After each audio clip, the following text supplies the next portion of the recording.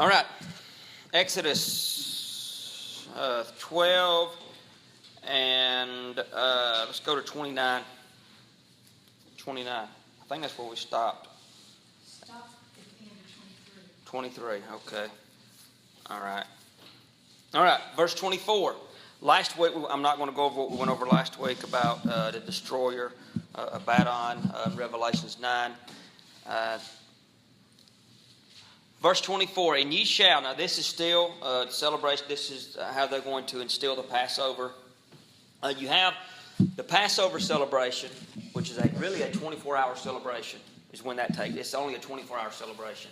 But then you have the Feast of the Unleavened Bread that takes place during Passover, which is a 7-day celebration.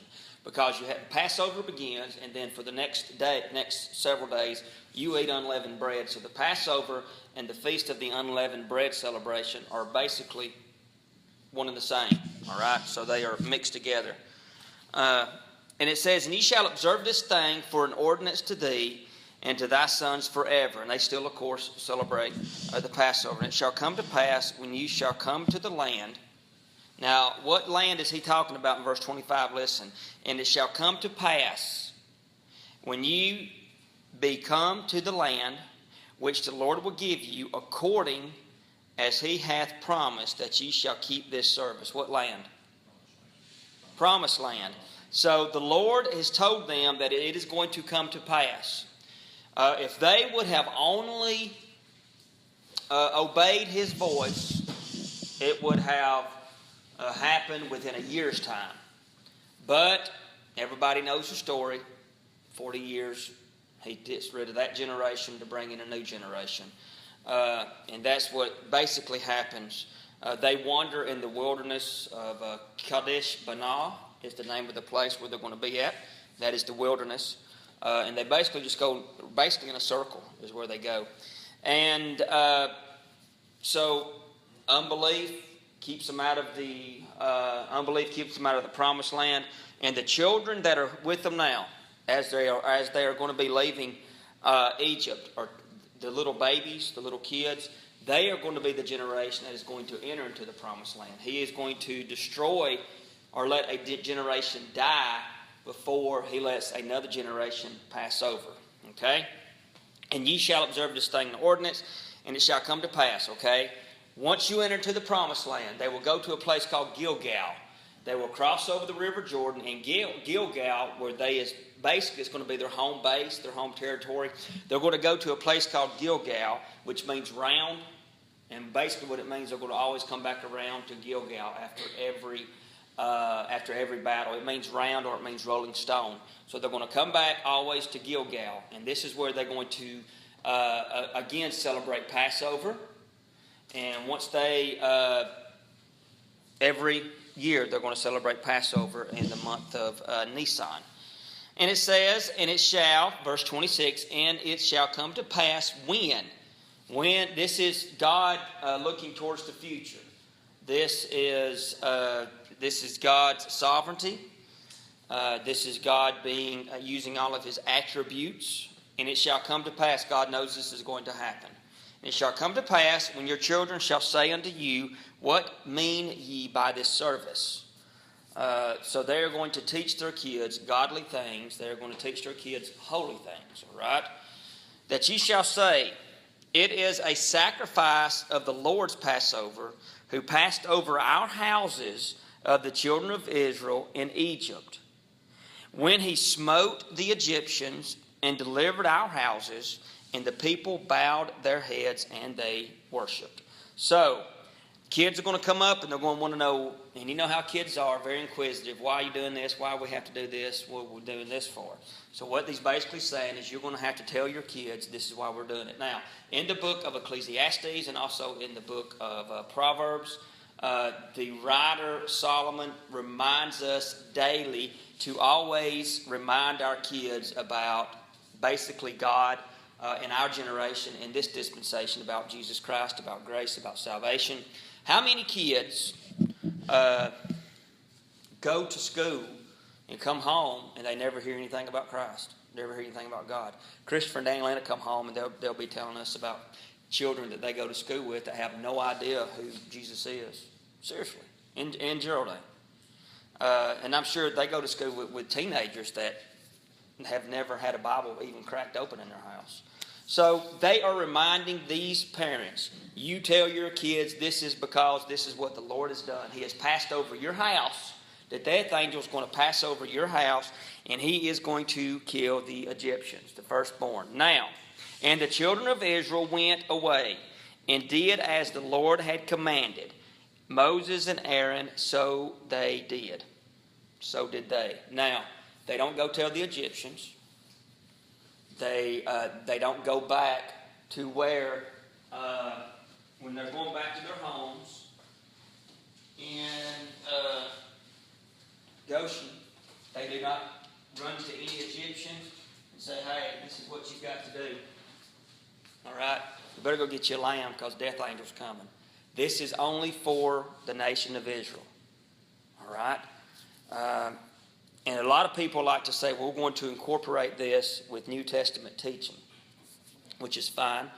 And they like to incorporate this also with end times, with the book of Revelations about how God is going to deliver the Jews. And if you want to look at it that way, you can. That's what is so great about the Old Testament. You can look at it just as those books, or you can look at it as kind of a bridge to bring you over to the New Testament. So any way you want to study this in the Old Testament is great. All right? So the children of Israel, they leave, they go back to their homes. The Egyptians have no idea this is going to happen. Millions and millions. All right? And I wrote this down. Do you remember when we first started studying this? They started with 70 Hebrews. That's it. 70 Hebrews. The only thing that we know is that there's at least 600,000. Now, you did not count kids, and you did not count children. And then you did not count slaves or people that was going to come out. So what we do know is that there is around 3 to 4 million of these Hebrews. That is a lot of people. All right. So now you understand why you take just one lamb per 10 people. Could you imagine 600,000 to 1 million lambs being slaughtered? That's why it has to be one lamb per 10. All right. So anyway and anyhow, and it came to pass that at midnight. This is when you started your Passover celebration, okay? At midnight, the Lord smote all the firstborn in the land of Egypt. That quickly. By the time they are discussing this in verse 28, the children of Israel are listening to this. They run home. They do their Passover celebration. They kill the lamb. They roast it. They eat their unleavened bread. They are standing there eating with their staff in their hand, their shoes on their feet. They're ready to go. And while this is happening, God comes in, and it says, "And it came to pass." And if God says that something is going to come to pass, it is going to come to pass. All right. And it came to pass that at midnight the Lord smote all the firstborn in the land of Egypt, from the firstborn of the Pharaoh that sat on his throne unto the firstborn of the captive that was in the dungeon, in the prison, and all the firstborn of cattle. It's amazing, isn't it? Just that quickly, all over the land. I mean, can you imagine all this? Plus all this down here. I mean, this death is absolutely everywhere. Now, if you want to look at this and just say, okay, we're going to study this as a history lesson, great. Or if you want to say, okay, this is also, it resembles the book of Revelations, which is perfectly fine if you want to look at it like that in your own private Bible study time, about how many deaths are going to occur during the tribulation. Because it says, and it came to pass, and the Lord smote all the firstborn. Doesn't matter if you are 80 years old and you was the only child, you're going to die. Doesn't matter if you've brand new mom and dad. They just had a baby a couple of weeks before this. It dies. All over the land of Egypt, this is going to happen. All because Pharaoh hardened his heart. God hardened the heart of Pharaoh. And all of this is going to come to pass. And the only reason this is going to happen is so that God can get the glory and so that God can demonstrate his power. That is why this is happening. God could have, and we've already said this, brought them out by himself. He could have went in, brought some kind of pestilence, and left the children of Israel out of it, left Moses and Aaron out of it, and he could have done all of this himself. But he brought along the plagues, and on the last plague, the last great plague, this happens. And this is what happens. Now you notice he is called for Moses time and time and time again. But this time I want you to look what's going to happen. And he called for Moses and Aaron by night and said, "Rise up and get ye forth from among my people." All right. "Both ye and the children of Israel, and go and serve the Lord as ye have said." Is it coming to pass what God has promised Moses? Yes. He didn't wait till morning. Do you notice that every time there was a plague up and before this, Pharaoh would wait a day? Remember with the frogs and stuff? Get them out of my land tomorrow. I want you to get rid of these, but do it maybe tomorrow. With this plague, with this happening, Pharaoh wants it to go away instantly. At home, he has got a son that has passed away. He's got a son that is dead. He's got soldiers who have died. He's got soldiers' kids who have died. So there's death absolutely everywhere. And he says, this is very interesting. And if we could stop at the last in the word "gone" in verse 32, it'd be great. But I want you to notice he adds something. And Pharaoh is he's a silver-tongued devil. I mean, he slips in words real quick, and you don't really catch them. But I want you to notice what he says.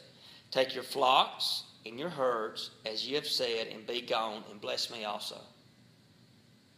Before you go, I want you to leave. I want you to take your kids. I want you to take everything you've got. I want you to take all of your animals. I want you to take everything. Oh, but leave me a blessing. Why?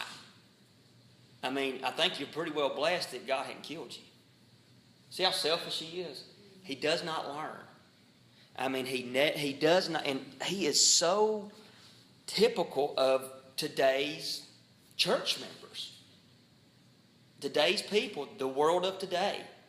They blame everything on God. This is why is this happening? But when God blesses them, they love him. But when things happen in their life that they don't really think is fair, they hate his guts. This is like Pharaoh.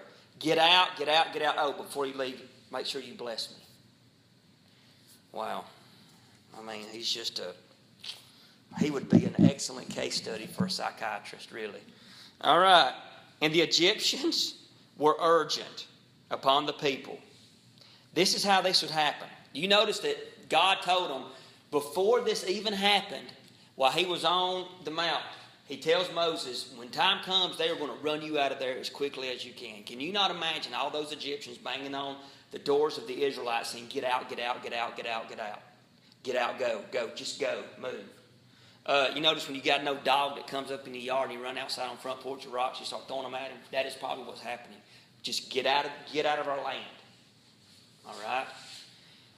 And the Egyptians were urgent upon the people that they might send them out of the land in haste. For they said, "We'll all be dead men."